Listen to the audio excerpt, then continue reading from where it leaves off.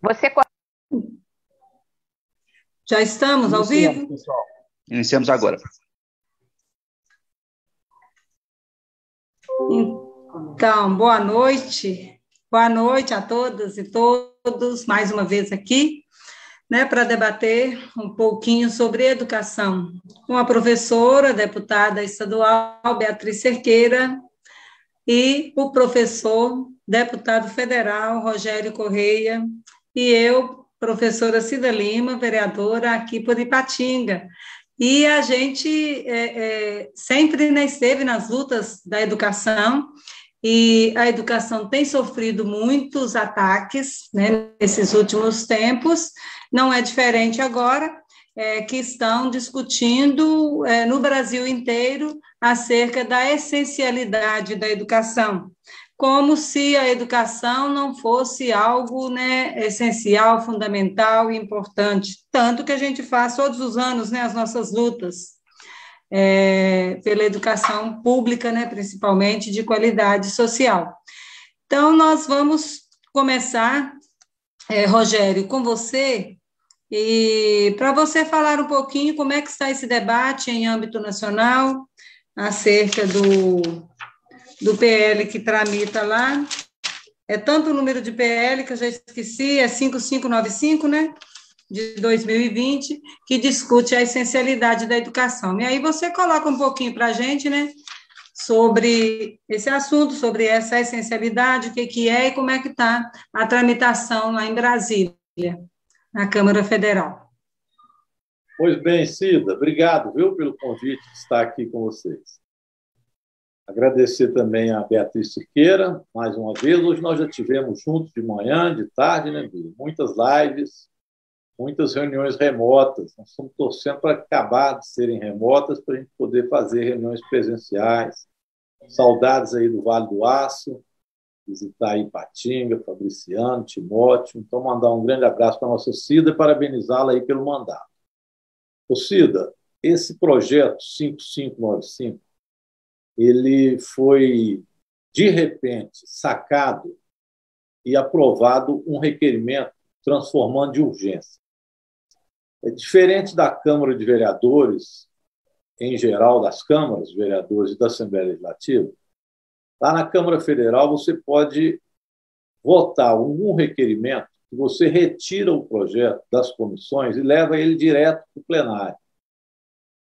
Basta aprovar um requerimento de urgência, tem que ter maioria para isso, e aprovada a urgência desse projeto, ele passa a entrar na pauta sem parecer, inclusive, das comissões, e é nomeado alguém do plenário.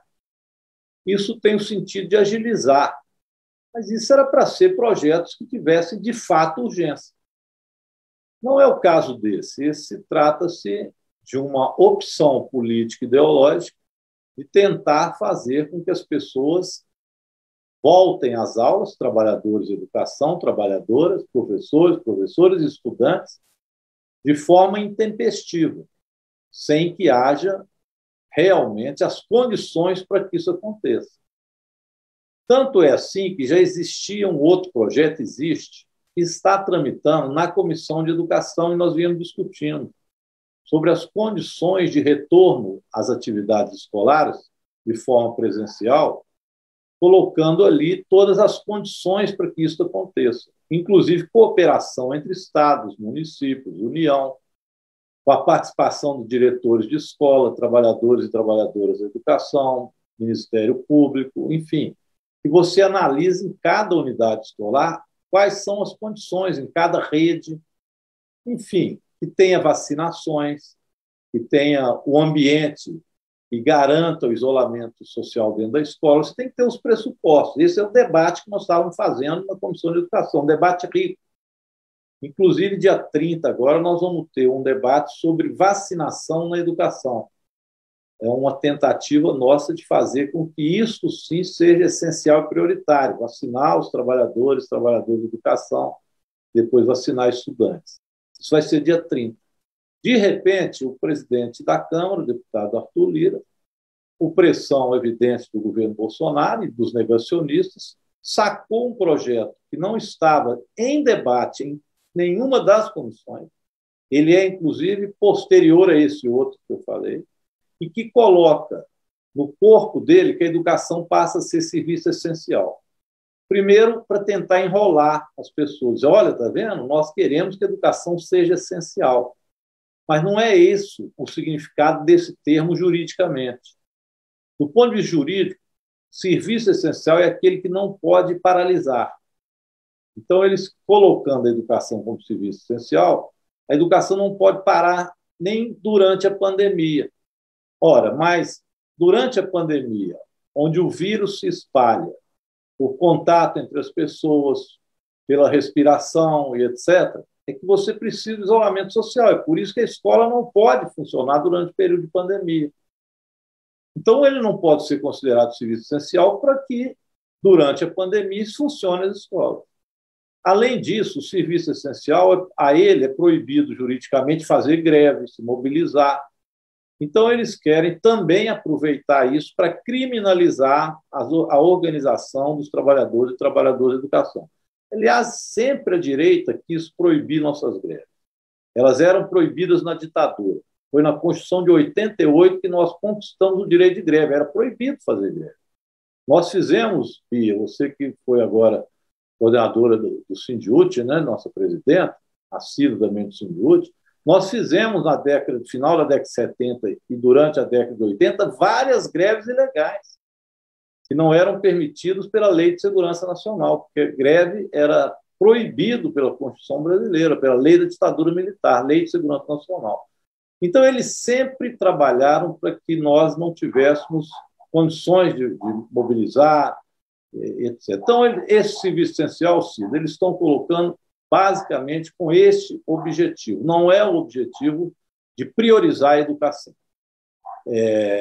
Então, veja bem, tanto é assim, aqui eu vou passar para você, Cida, dando esse quadro. Tanto é assim que hoje, por exemplo, nós estamos agora no Congresso Nacional, reunião da Câmara mais do Senado, avaliando um veto do presidente Jair Bolsonaro. Sabe qual veto é esse?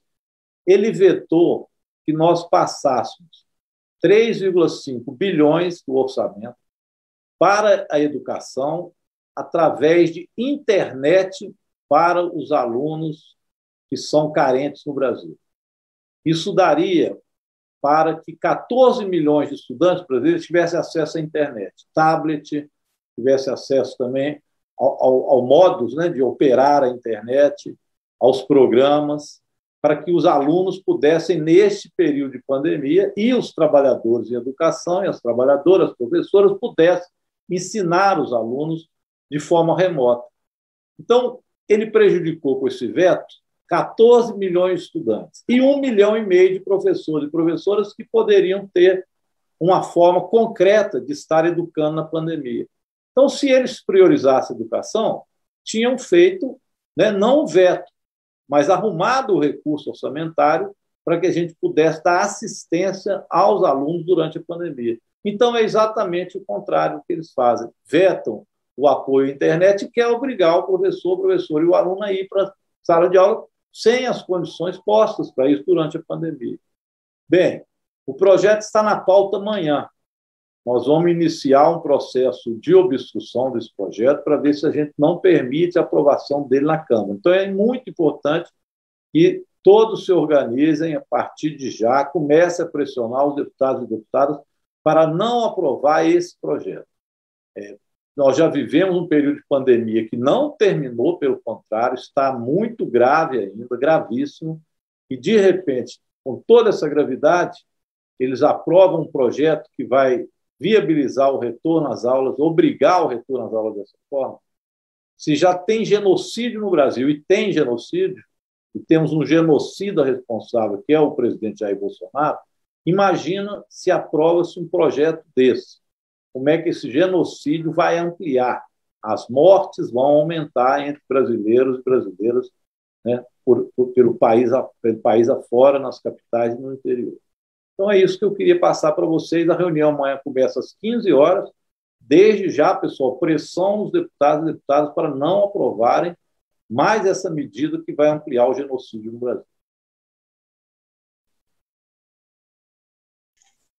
Rogério, A gente, ainda bem que a gente tem muito fôlego e muito gás, né, para lutar. A gente está acostumado, já foi acostumado, né, no sindicato, nos movimentos, porque é muita luta, né? Rogério, e você vai sair agora ou vai ficar com a gente mais um pouco? Eu escuto a Bia um pouquinho e depois saio, tá? Peço desculpa a todos, mas quero escutar a Bia também, porque ela tem informações importantes. E depois nós precisamos agir, né, Bia? Ver que ação a gente pode ter também na justiça. Vamos pensar as lutas, toda a forma de luta nós temos que fazer. Ô, Cida, parabéns, Isso. viu? Eu vou escutar a Bia e peço licença. Obrigado pelo convite. Ah, tá bom, obrigada. E a Bia está no meio, né? O projeto está lá sendo discutido em âmbito federal, aqui em vários municípios, aqui em Ipatinga nós temos o PL sendo discutido aqui, e a Bia, vamos ver o que a Bia traz para a gente, né, Bia? Sobre essas questões, né, no âmbito do Estado, para a gente chegar aqui ao município. Boa noite. Bem, boa noite, Cida. Parabenizá-la pelo trabalho como vereadora. Acho que sua eleição foi uma importante conquista como educadora, né? E a educação tendo voz na Câmara de Vereadores em Ipatinga. Então, quero parabenizá-la pelo trabalho, parabenizar o trabalho do deputado federal Rogério Correia. Não vou me cansar de parabenizá-lo, porque ele faz um combate também que é essencial, né? Hoje de manhã estávamos numa live com pastor Henrique, né, ele nos dizia, olha, não é só resistir, nós vamos vencer, né? Então, nós precisamos nos organizar para resistir e vencer. Bem, boa noite, muita gente nas nossas redes sociais nos acompanhando, agradeço a gentileza de sempre, né? Hoje nós estamos numa maratona de várias discussões sobre educação, que é a nossa tarefa. Bom, na verdade, Cida, no caso do projeto de lei 49, né, que é o de Ipatinga, eu tive a oportunidade de fazer a leitura, tenho acompanhado outros municípios, né, porque a primeira questão que precisa ser identificada, essa não é uma iniciativa espontânea, é um processo coordenado nacionalmente, então é isso que explica, de repente esse projeto entra, né, na pauta como o Rogério bem trouxe aí o histórico. Nos municípios começam a pipocar projetos de lei a respeito. Ano passado foi apresentado um projeto de lei na Assembleia, mas ele está com a tramitação parada, né? Porque as comissões estão suspensas em função do momento da pandemia no Estado. Então, esse é um processo coordenado, eu acho que essa é uma primeira questão. E longe de querer dizer que as pessoas que estão apresentando essa discussão são porque defendem a educação. É mais uma etapa daquela guerra que eles usam a educação para uma disputa ideológica, né? Esse é um governo, né, o governo Bolsonaro é um governo que faz da educação essa disputa ideológica. Então, é um processo coordenado como um mecanismo de contrapor e de fazer a negação da gravidade da pandemia. E eu acho isso muito sério, né? Então, esse primeiro aspecto, quando você vê movimentações coordenadas, vereadores que apresentam projetos, numa pauta negacionista, numa pauta de impor a continuidade de um serviço que foi corretamente suspenso em função da pandemia e das condições estruturais que o Brasil não tinha para enfrentá-lo. Quem conhece escola pública, porque esse também é um outro recorte, de onde vem a pressão? Quem está patrocinando esse processo político? São os grandes interesses privados, né? Ninguém faz esse debate, ninguém faz essa discussão, mas há um grande interesse dos conglomerados que estão perdendo dinheiro, estão perdendo clientes para a rede pública, né, ou são tensionados e pressionados a alterar as suas mensalidades em função da situação excepcional da pandemia. Então, tem um outro interesse, que é esse processo aí empresarial da educação. A educação está tendo uma disputa cada vez maior, internacionalmente, isso não é uma questão brasileira, é dos conglomerados educacionais, que vem disputar a política educacional, que é feita pelo Ministério da Educação, que vem disputar o orçamento público, por isso, em 2016, o teto de gastos que foi aprovado pelo Congresso permanece até hoje. Por isso, nós quase perdemos o Fundeb, que ia para a iniciativa privada, mas uma forte mobilização e atuação dos nossos parlamentares impediu que essa vergonha se concretizasse. Então, tem esse interesse que está articulando, né, esse processo de retorno e dessa discussão de educação como serviço essencial. E tem essa... Eu não conseguiria trazer um adjetivo, mas essa anomalia das câmaras municipais acharem que podem ter competência para legislar sobre diretrizes e bases da educação, não é?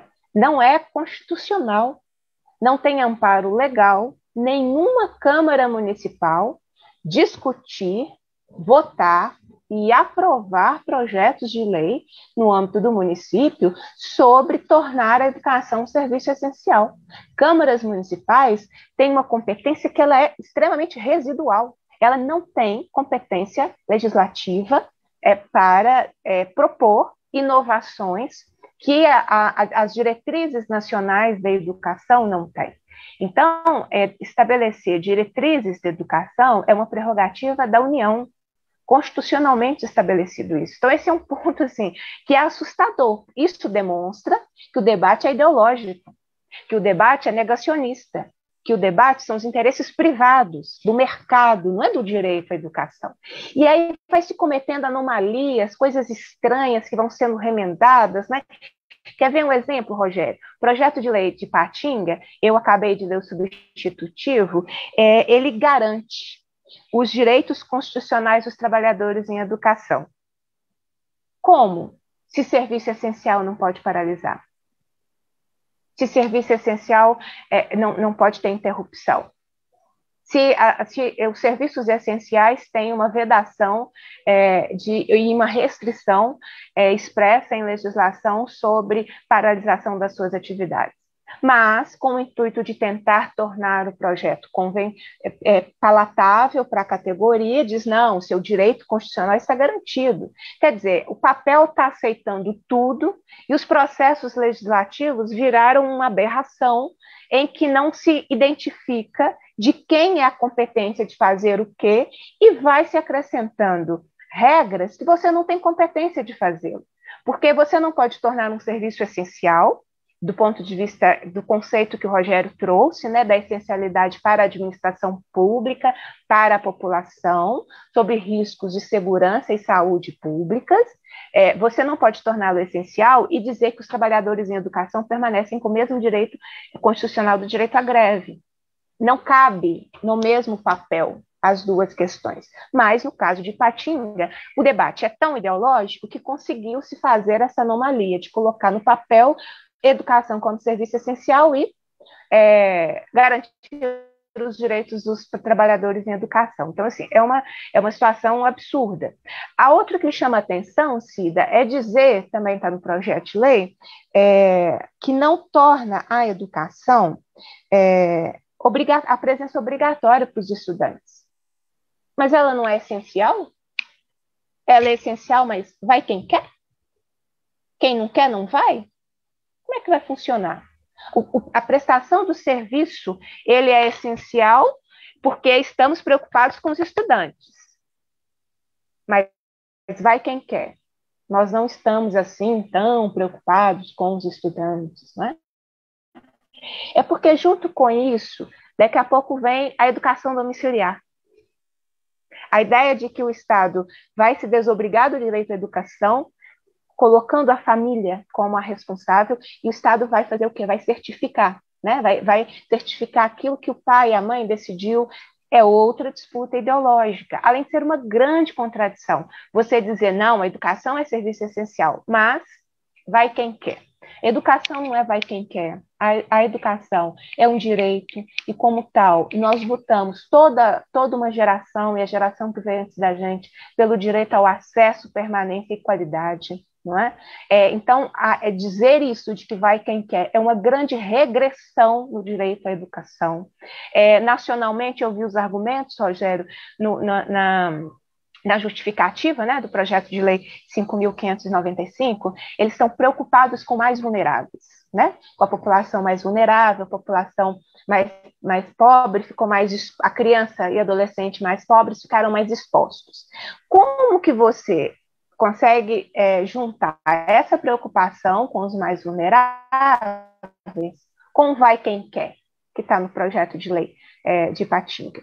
Não cabe na mesma folha de papel, mas eles conseguiram colocar na mesma folha de papel, porque quando nós conquistamos o direito à educação, a obrigação do Estado, os recursos vinculados, o direito de profissionais qualificados, concursados, com carreira, com piso salarial, né, tá tudo, tentam destruir tudo, você tem ali toda uma política não só do acesso, do direito, mas das condições da permanência. Por isso, várias políticas públicas foram feitas para os mais vulneráveis. Agora, como é possível você alinhar a sua preocupação com os mais vulneráveis retirando recursos da educação? Porque o orçamento votado para 2021 no Congresso Nacional retirou recursos da educação, como também da saúde, comparando com 2020. E 2020 retirou comparando com 2019, e assim sucessivamente, desde que nós tivemos o golpe parlamentar aqui no Brasil em 2016.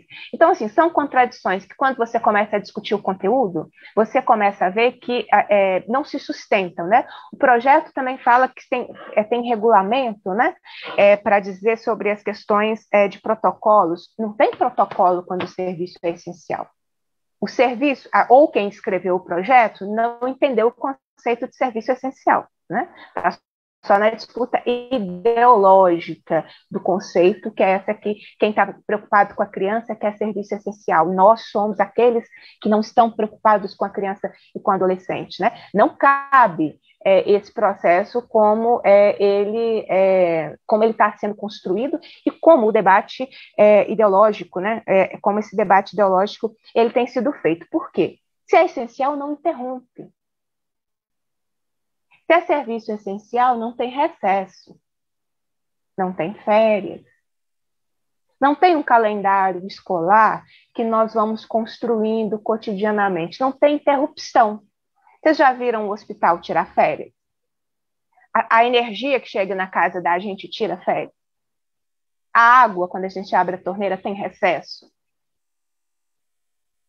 Você liga chamando o policial, ele diz para você, não posso, estou no meu período de recesso. Não, porque estes são serviços essenciais. E os serviços essenciais, eles estão estabelecidos numa legislação federal. Por isso que a batalha a ser travada de fato, no Congresso Nacional, de mobilizar a desmascarar esse falso discurso de que estamos preocupados com as crianças. Eu não vi essas pessoas preocupadas com as crianças quando, em 2016, nós tivemos o congelamento dos investimentos por 20 anos. Naquela época, se você vai se lembrar das mobilizações do Sindiúti, nós fizemos uma projeção do quanto Minas perderia com o congelamento. Era cerca de 8 bilhões. O processo de falta de investimentos na educação ele é avassalador. As pessoas preocupadas com a educação não teriam deixado esse governo começar o processo de privatização e nós termos perdido os royalties do pré-sal que ia para a educação e para a saúde. Nós daríamos um salto geracional com o dinheiro que viria para a educação, 75%, e para a saúde, os 25%. Essas pessoas teriam defendido 10% de investimento do produto interno bruto em educação. Porque se nós estamos falando de qualidade, de serviço fundamental para a crianças e adolescentes, significaria nós avançarmos na estrutura das escolas. Mas quem propõe educação como serviço essencial não conhece a realidade de uma escola pública, ou não se importa com essa realidade, não se importa com a propagação do vírus, porque tem estados no Brasil, os primeiros que tornaram a educação serviço essencial, agora com contaminação, não pode suspender a aula. O sarampo voltou, né, à nossa vida depois de muito tempo. Um surto de sarampo As aulas não são interrompidas. Ah, nós vamos reduzir o número de alunos? Não. As aulas acontecem independente de quaisquer condições. Enchente. Não, não pode parar a escola quando os municípios enfrentarem enchentes, porque é serviço essencial. Assim como a prestação de serviços da Defesa Civil, por exemplo, que ela não se interrompe, não tem recesso, e vai lá fazer a proteção e todo o seu trabalho junto às comunidades, nesse momento de calamidade, de emergência, a educação vai funcionar nesse período. Né? Então, assim, é isso, né, Cida, que nós estamos enfrentando. Eu me alonguei, mas assim, é difícil compreender como que as pessoas defendem de forma tão... defendem, né, e escrevem a educação como um serviço essencial. Né? Então, a gente está numa grande disputa, que ela é ideológica. Né? Nós tínhamos condições. Ah, mas ficou muito tempo parado. Eu concordo, é verdade. Esse período sem aulas presenciais, um grande prejuízo. Acho que ninguém vai discordar disso. Né? As professoras trabalharam mais durante a pandemia do que antes da pandemia. Elas estão mais adoecidas durante a pandemia do que antes da pandemia. Elas estão mais empobrecidas durante a pandemia do que antes da pandemia, porque ela teve que pagar a internet, ela teve que comprar um computador, ela teve que comprar um telefone, ela está custeando a sua condição de trabalho com o seu salário, no caso da rede estadual, que ainda é parcelado. Né? Então, assim, discutir que nós deveríamos ter tido outras respostas em relação à pandemia, perfeitamente. Nós deveríamos ter, tão logo a pandemia começou, ter buscado vacina, ter investido nos nossos institutos de pesquisa para a produção de vacinas no Brasil. Deveríamos ter feito lá março, abril, quando tudo começou. Deveríamos ter investido num grande programa de alimentação escolar programa de segurança alimentar, para responder por essa vulnerabilidade, enquanto tinha que diminuir a mobilização, né, a circulação das pessoas. Nós tínhamos que ter discutido no Brasil, nos nossos estados e municípios, a internet como um direito para o acesso de todos, e não a mercadoria que continua sendo. Deveríamos ter protegido as nossas atividades, as nossas aulas, das plataformas de empresas internacionais, porque aí nós estamos falando também de soberania. Muita coisa deveria ter sido feita. Deveria ter sido investido na reestruturação da rede física das nossas escolas, porque tem salas de aula, tem cantinas, que não cozinhas, que não podem ser cozinhas, estão. Não é? Eu visitei uma escola em que a cozinha era uns pedaços de madeira circulando o fogão e os outros utensílios. Era ali que era a cozinha da escola. Outra escola que a cozinha era numa sala de aula, adaptada para se tornar cozinha. Quantas escolas nossas, os meninos comem com um prato na mão, porque não tem um refeitório, um local adequado para que elas pudessem sentar, fazer o seu lanche ou a sua refeição. Então, esse processo tinha que ter acontecido, mas não aconteceu, porque a pandemia começou e nós nos vimos numa guerra promovida pelo governo Bolsonaro, que falou com o povo, não é nada sério, é uma gripezinha, quem tem Porto Atlético não precisa se preocupar, vai passar, não vai passar de tantos mortos, e nós estamos chegando aos números que nós estamos chegando. Incentivo à aglomeração, a andar sem máscara, incentivo a tratamento precoce que não existe, dificultando o enfrentamento à pandemia. Era para nós termos superado esse momento de caos no serviço público. As pessoas estão morrendo esperando vaga em UTI. Não necessariamente de Covid, porque o colapso no sistema público é para tudo, é para todos, não é específico para quem está contaminado com Covid. Não é? Nós já deveríamos ter superado isso. Nós não só não superamos, como estamos nessa situação de guerra sobre os rumos dessa pandemia, ao invés de enfrentá-la para que ela passe, e como estamos isolados do mundo, porque o mundo está combatendo a pandemia, enquanto no Brasil nós temos um governo que propaga o vírus, federal e estadual, né? Não preciso lembrar vocês que o Zema falou que o vírus precisava viajar. O vírus viajou tanto que levou 30 mil mineiros e mineiras com ele, fora todos aqueles que morreram pelo colapso do sistema de saúde, não de Covid, mas morreram, fora todas as pessoas que estão com sequelas depois da contaminação da Covid. Então é isso, Cida. Assim, eu quero parabenizar o Sindiúti, subsede Patinga, pela mobilização, pelo trabalho, né? A gente tem que conversar mais, assim, os legislativos são muito importantes, e essas aberrações de câmaras municipais acharem que tem competência própria e autonomia para estabelecer diretrizes e bases da educação, a gente também precisa conversar sobre isso, porque não pode ser esse vale tudo, quando me interessa no que eu quero, no conteúdo que eu quero, e é o que está acontecendo com esse projeto de lei, lamentavelmente, que está em tramitação na Câmara Municipal de Patinga. Fechei. E é um absurdo que o projeto não foi discutido com a educação, principalmente com a educação pública.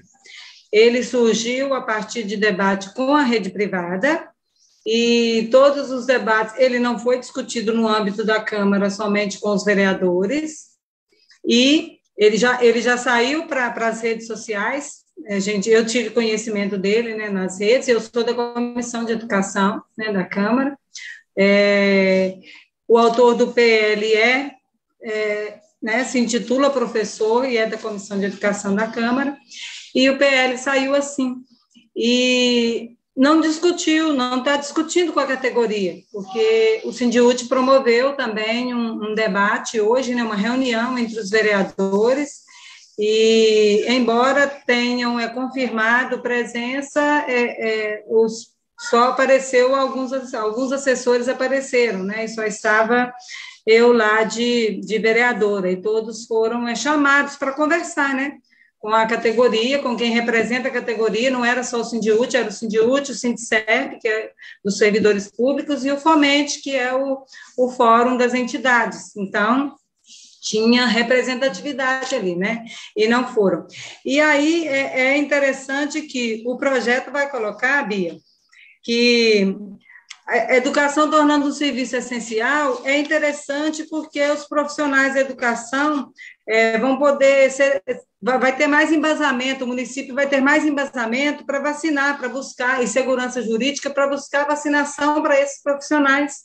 Está lá na justificativa do projeto, não sei se você recebeu o justificativo, mas na justificativa está falando isso, que a declaração de serviço essencial em âmbito municipal trará mais embasamento legal, segurança jurídica e motivos para corroborar e requerer a vacinação dos trabalhadores da educação. Então, assim, na verdade, nossa, eu nem consegui me conter. Como é possível alguém escrever, com todo respeito, né, as pessoas que nós temos que ter, a divergência de opiniões, parlamento é lugar da diversidade, da pluralidade, mas não é real, não é?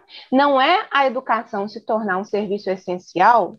Deixa eu pensar, todos os policiais militares estão vacinados? Todos os policiais civis estão vacinados? Todos os trabalhadores da CEMIG estão vacinados? Da Copasa estão vacinados? A Guarda Municipal já está vacinada? Veja como não é real, né? Assim, aí está no nível de apelação desprovida da realidade. O que falta ao país, o país não teve, de forma séria, um plano nacional, um plano nacional de imunização. A vacina chegou apesar do governo Bolsonaro. Chegou. E os estados, como Minas Gerais, também não estavam preparados, porque também não apostavam na superação da pandemia pela vacina. Talvez apostavam na superação da pandemia pela morte, né? Quando morresse muita gente, quando o vírus circulasse, aí teríamos superado a pandemia. Então, aqui também, em Minas Gerais, não se teve uma coordenação para a produção de vacina. Minas Gerais poderia ter buscado contratos e poderia estar na luta para que os estados e municípios adquirissem vacina. Os consórcios com os municípios para adquirir vacina. Eu sempre me pergunto o que os municípios estão fazendo para pressionar o governador e o que o governador está fazendo para pressionar o presidente para que nós pudéssemos ter vacina. As pessoas estão morrendo de uma doença que já tem vacina. Então, essa ideia de serviço essencial para ter vacina é só nós lembrarmos de todos que exercem atividades essenciais e não tiveram a vacina, porque não tem vacina suficiente. Porque o Brasil não buscou nem produzir, nem comprar vacina com a antecedência que os outros países do mundo fizeram. Porque o Brasil está num caos que quem está no poder não está se importando, porque não se importa com as pessoas que morrem. Então, assim, é lamentável alguém achar que é preciso declarar serviço essencial para ter segurança jurídica para vacinação. Você poderia, e acho que você já apresentou, proposta para um plano municipal de vacinação. Ou os prefeitos poderiam ter construído com o governador um plano estadual de vacinação, não é? Ou o governador com os governadores. Desde janeiro nós estamos, né? Então, assim, nós propusemos, eu tenho projeto de lei na Assembleia, você tem na Câmara Municipal, para tentar ter um plano estadual e planos municipais de vacinação. Nossa, realmente, desculpa, foi chocada, de fato a justificativa eu não li, porque é absurdo achar que precisa fazer essa anomalia do município legislar naquilo que ele não tem autorização constitucional para fazê-lo, para dizer que assim garante vacina para os trabalhadores em educação. Não é verdade, até porque o nosso problema de vacina hoje é que nós não temos vacina suficiente para toda a população e de forma imediata, né? Eu quero dizer, porque nosso presidente não cuidou disso ano passado, e nem os estados cuidaram disso, investindo, como, por exemplo, aqui em Minas Gerais, poderia ter se investido na FUNED para a produção própria de vacinas. A UFMG, Cida, no Café Cruz, a UFMG está na pesquisa de 7 vacinas. Imagino eu se o governo do estado e os governos municipais não deveriam estar investindo nisso desde o ano passado. Não tem investimento nem dos governos municipais e nem do governador. Tanto é que a reitora da UFMG recentemente saiu a público dizendo isso: olha, precisamos de 30 milhões para fazer as fases, né, da vacina esse ano, para dar continuidade e já termos a vacina em 2022, quer dizer, uma produção de vacina mineira, o que demonstra que é possível, mas não foi com a rapidez necessária, porque os governos, ao invés de investir no enfrentamento à pandemia, nós tivemos muitos que investiram nessa disputa, né, ideológica. E fica parecendo, Cida, que a suspensão das atividades escolares foi uma opção. Vamos parar. Não, inclusive, tem a opção, porque o PL vai dizer que os pais não têm obrigação de mandar, que pode ser a essencialidade, vale para o ensino híbrido, presencial, então é a essencialidade. Os pais têm a liberdade de fazer essa escolha de qual que é o sistema a que ele vai aderir para o filho. Então, é outra aberração. Então, atribui aos pais o direito de escolha para usufruírem ou não de qual modalidade ele quer. Está na justificativa também do PL. E a outra coisa é que ele vai dizer no parágrafo 3º do artigo 1º que a essencialidade não obriga o retorno presencial das aulas durante o protocolo da onda roxa. Mas quer dizer que pode ser na vermelha, na amarela, e... Deixa ele para mim. E o que é pior, né? O nosso município desligou-se do Minas Consciente, né? Então, só estamos hoje cumprindo muito mal a onda roxa porque o município foi obrigado pela justiça a aderir, porque senão não ia aderir, estava tudo aberto. E estamos abertos sem fiscalização, estamos fechados sem a fiscalização devida. Então, assim, é tudo uma montagem, né? Uma montagem mal feita para enganar a população. Não há um esforço para que o ensino remoto funcione, pelo contrário. nesse momento que a gente precisa do ensino remoto, há uma jogada mentirosa de que as pessoas podem optar pelo remoto ou não, como se isso fosse questão de opção, não fosse uma questão de ciência, de saúde pública, inclusive, como se pudesse fazer essa opção. Então, coloca essa responsabilidade sobre né, para as famílias decidirem como se fosse assim, e sai conversando e discutindo, e o pior, né, legislando sobre, como você disse, aquilo que o município não tem competência. Nós estamos, Bia, atrasados, Ipatinga está atrasada em relação ao Estado de Minas. O Estado de Minas já está atrasado com a vacina, mas Ipatinga está um pouco mais. As vacinas que chegam, elas dificilmente alcançam 60% de aplicação do que tem aqui, e isso porque ela já está chegando a conta-gotas, né? Então, assim, é uma situação, é uma reprodução da política em âmbito nacional, ela está sendo reproduzida aqui no nosso município, e como se não bastasse toda essa reprodução, agora vem a reprodução dos PLs, né? Dessa política que a gente que está sendo feita em âmbito nacional, né? Então, assim, é triste de ver. E nós estamos aqui com algumas pessoas, né, assistindo a esse momento nosso, dizendo do escândalo que é o PL, a Duda das Cadeiras. Oi, Duda, boa noite. Aqui dizendo que, até então, a instituição já gastou 5 milhões, o Estado não investe em tecnologia. Então, não só o Estado não investe, hoje o ensino remoto aqui da rede municipal está muito mais precário do que o ano passado, que foi o início de tudo, hoje está mais precário, as famílias estão tendo que pagar pelo material para as aulas das suas crianças, e não tem um planejamento a partir da secretaria, não tem uma equipe pedagógica que faz um acompanhamento devido, conforme tinha no ano passado. Então, a situação está assim hoje. Eu acho que é isso, Bia, que a gente queria debater, dizer que nós temos pesquisa, né? Eu estava lendo, saiu na semana passada na Folha de São Paulo, de que os professores se contaminam 3 vezes mais do que outras categorias, que a escola é um lugar onde onde tem as relações, onde se tem contato, e que o vírus, né, ele prolifera dentro da escola.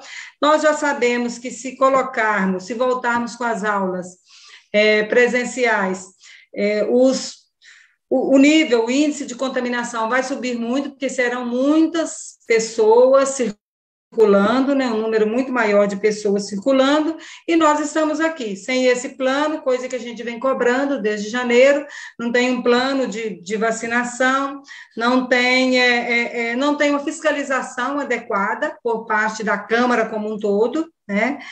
Não tem essa fiscalização adequada, e a gente vê, o que nós estamos vendo, né, assistindo a tudo isso aí, é uma naturalização da desigualdade social, econômica, e uma normalização de toda essa situação nesse contexto de pandemia. Hoje, Ipatinga, de janeiro até hoje, Ipatinga praticamente dobrou o número de óbitos. Hoje nós somamos 636 óbitos. Agora à tarde eu observei. Então, isso era 300 e pouco em janeiro. Então, nós dobramos de janeiro para cá. Isso significa essa política, né, uma política mesmo de genocídio que tem acontecido em âmbito nacional e que está sendo reproduzida aqui, infelizmente.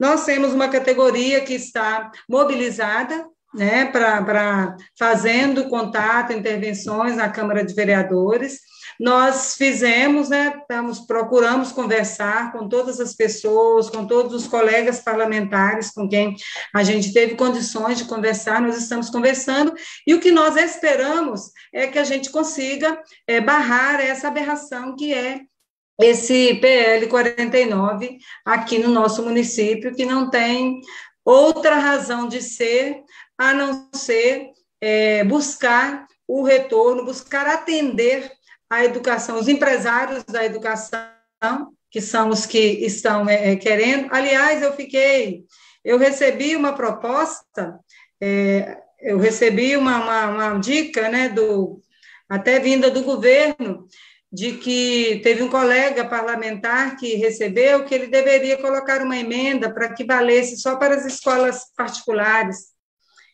Então, assim, as particulares poderem voltar, porque elas têm condições de funcionar, apesar de ter a onda roxa, ou porque as escolas particulares conseguiram se adaptar para o ensino, para a volta das escolas, para uma volta planejada, com menos estudantes por turma, ou porque o nosso poder público se preocupa em atender única e exclusivamente ao setor privado da educação, sem se preocupar se o direito que está sendo considerado essencial, ele é ou não fundamental para as nossas crianças, adolescentes, jovens da educação pública. Então, é muito triste a gente perceber como como que o debate é raso, né? Sem profundidade, e como que não há uma preocupação verdadeira com a escola pública, com as famílias que são atendidas pelas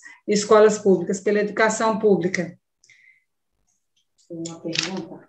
Ô Cida, mesmo se fosse um eixo só para as escolas privadas, ainda assim, o município não teria competência da mesma forma, competência legislativa para determinar diretrizes e bases, né, para a rede privada. Lembrando que a regra é o serviço público, né? O privado é uma concessão que é regulada e que é fiscalizada pelo poder público. Então, assim, né, observações básicas, né, não é possível, né, inclusive, fazer isso para a iniciativa privada. Mas esse argumento, eu acho que ele reforça o que eu debati no início da minha fala, né? As características gerais desse movimento organizado e articulado da educação como serviço essencial. Eu perguntaria quantos professores serão nomeados de concurso público ou contratados com esse projeto. Porque olha a outra contradição, né? Para a gente que entende de escola. É serviço essencial. Então, a escola estará aberta, prestando serviço para toda a comunidade, para todas as matrículas daquela escola. Para a criança, é facultativo ir ou não, mas a escola estará pronta para prestar o serviço para todos, não é? A CEMIG não escolhe que esse mês hoje ela vai fornecer a luz para um bairro, amanhã para outro bairro, né? O serviço é essencial, é ininterrupto, não é isso? Então, vai ofertar. Então, a escola estará aberta para prestar o serviço para todas as crianças e adolescentes matriculados naquela escola. Serviço essencial. Mas, a criança, a família, a criança ou adolescente, a presença não é obrigatória. Vai se quiser, não é isso? Se não é obrigatória, qual vai ser a oferta, né, a prestação de serviço para essa criança que não é obrigatório ir? Aí, será remoto. Então, ok. Então, vai ter os profissionais da educação, do serviço essencial, todos na escola. E vai ter a contratação para o trabalho remoto? Percebe mais uma contradição? Ou nós vamos sobrecarregar e colocar dupla, tripla jornada uma em cima da outra das professoras, que elas terão que estar com as escolas abertas, prestando serviço presencial e o trabalho remoto. Percebe como isso não é direito à educação, né? Então, assim, é por isso que não teve debate, Cida.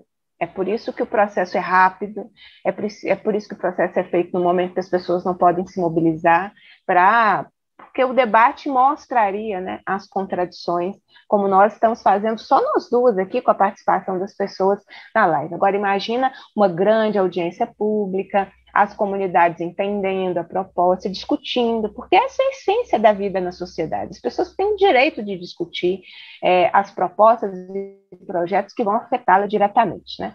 Mas o Rogério Correia nos explicou como que isso rapidamente passou por uma tramitação de urgência, né, com uma manobra aí na apresentação de um simples requerimento. Então, isso demonstra, mais uma vez, as contradições, né, que essa proposta apresenta, né? E, por fim, ela é um grande risco, porque não é só para a Covid-19, porque acho que também tem essa coisa, né, de achar, mas as aulas precisam ser, as pessoas querem uma resposta para esta pandemia, querem uma resposta depois de tanto tempo com a escola suspensa, né, das atividades presenciais. Mas quando você determina um serviço essencial, não é específico, e o projeto de lei também não torna específico, se torna essencial para qualquer pandemia, para a calamidade pública, para a situação de emergência, para situações que o município deveria ter a autonomia de avaliar as condições, e ele perderá a condição de avaliar e de, eventualmente, determinar uma suspensão temporária das atividades escolares, porque a situação local exige, né? Então, assim, é muito grave e é muito contraditório, né, quem tem apresentado e defendido esse projeto de lei. Mas eu quero parabenizar mais uma vez, né, o trabalho e a disposição da luta. Isso, e aí só dizer, o Osias está aqui perguntando se são citados os profissionais que têm comorbidade. Não citam. Aliás, o projeto, ele não considera os profissionais. É como se a educação fosse... Mas serviço essencial não tem comorbidade. Essencial, a pergunta dele.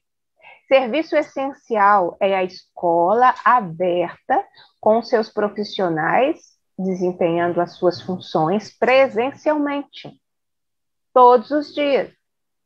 O aluno é que, pelo projeto, poderá ir ou não. Aí seja um outro debate, né? Do direito à educação, da obrigação do Estado na oferta do direito à educação e da obrigatoriedade da educação básica. Mas serviço essencial não tem comorbidade, né? Então... E os poucos dias em que as escolas ficaram abertas aqui, foi um caos, porque os professores tinham que preparar, no mesmo tempo, faltando muitos profissionais faltando, tinham que preparar, no mínimo, uns 3 tipos de aula.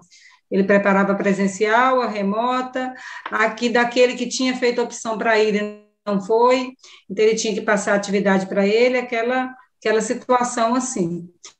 Então, Bia, agradecer muito, né, a você também, dizer que aqui hoje nós temos que levar 2 deveres de casa. Um é pressionar os deputados, fazer contato com os nossos deputados federais, porque o Rogério disse que o PL deve entrar amanhã, o PL 5595, né, que trata da essencialidade da educação em âmbito federal, ele deve entrar amanhã em pauta, então a gente já começar a pressionar, e eles estão lá fazendo a luta, Rogério Correia, com os outros deputados que valorizam, né, de verdade a educação, estão lá fazendo essa luta para que o PL não passe, e nós temos aqui o PL 49, está na pauta de amanhã, na pauta da ordinária daqui de Patinga, de amanhã, então nós temos também esse dever de casa de continuar as intervenções junto aos nossos parlamentares. Tem alguns parlamentares já se comprometeram com a categoria, com voto não, outros, né, ainda estão indecisos, outros já se posicionaram favoravelmente ao PL, então a gente precisa continuar, né? É necessário que nós continuemos esse debate, essa intervenção, essa pressão aos vereadores aqui, para retirarmos de vez esse projeto da nossa frente, né? Não há como continuar discutindo esse projeto absurdo. E é dizer que valorizar a educação é, antes de mais nada, valorizar a vida, né? E nesse momento nós não podemos baixar a guarda, nós não podemos aglomerar, nós não podemos voltar às aulas presencialmente nesse momento difícil.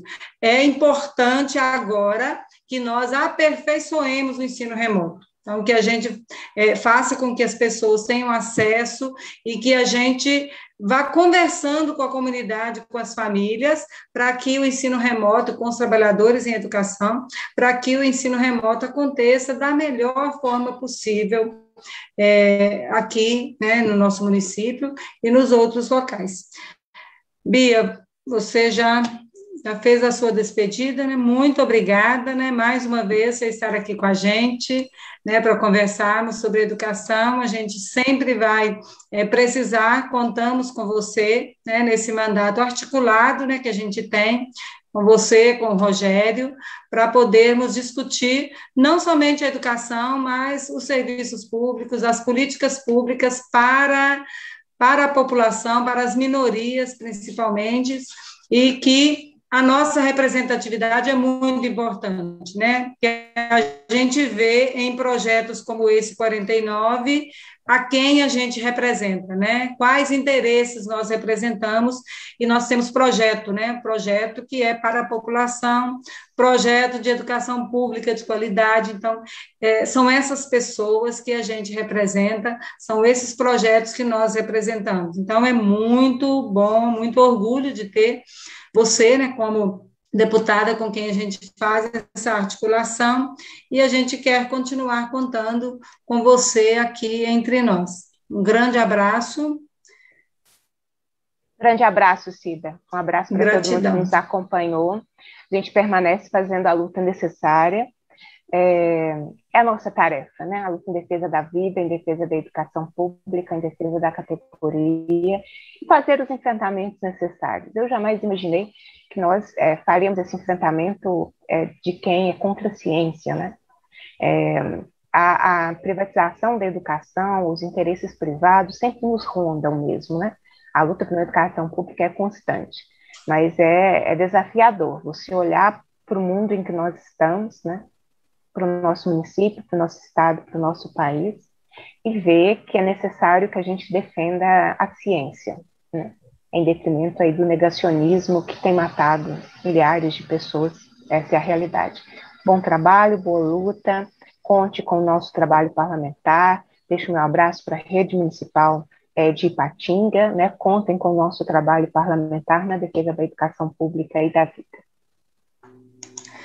Muito obrigada a todos vocês que estiveram conosco aqui, e boa noite.